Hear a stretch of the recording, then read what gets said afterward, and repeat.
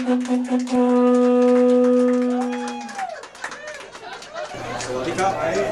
how we say hello in Thailand, where I now live. But I was born here in Port Gamble 73 years ago.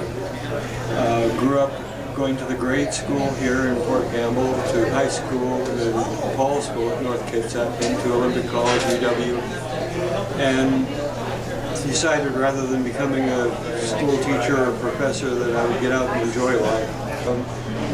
On a collecting trip to Nia Bay, back in 1959, I believe, several of us talked about forming a shell club. We did that in the fall of 1960, and today on the anniversary, 40th anniversary of the museum, I've got maybe a dozen people, including several that were at the very first meeting 55 years ago. I was talking with the people that had this general store back 7 owners ago, and they were saying that the company had been looking for a place to have a museum chronicling the history of Port Gamble and Port Health, and that they had looked upstairs as a possible place, but they decided that the mezzanine was not wide enough for what they wanted to do. And it got me thinking, well, I don't need a wider space.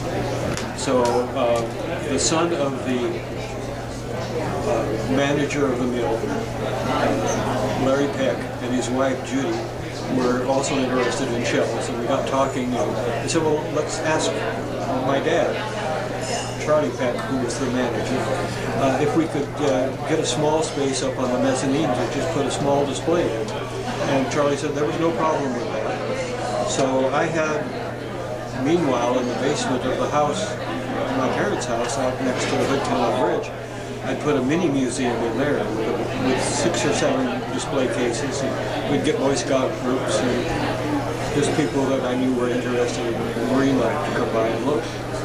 And so we started moving all that here up onto the mezzanine level. And we started out, I think, on Memorial Day of 1973 with 4 cabinets of shelves. We had a little donation thing, as we do now. We had a fishbowl, and we put a shark's jug around the top of the fishbowl, so you could put things in, but you couldn't take anything out. And little beknownst to Mr. Peck, I had a whole lot of shelves, and there was lots of space up here. And so we started. Judy first painted the 2 murals that you see. Okay. The one of the Puget Sound area and the one of the coral reef.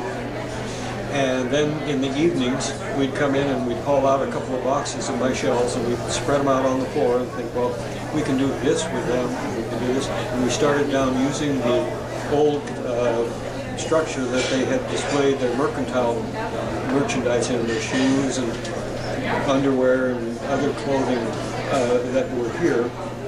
They were all open, so it was sort of a problem to figure out, well, we don't want people picking these things up. So what did we do? And ended up buying some heavy plastic and just covering them with the plastic nailed along the sides. When we finally got done, we had 54 displays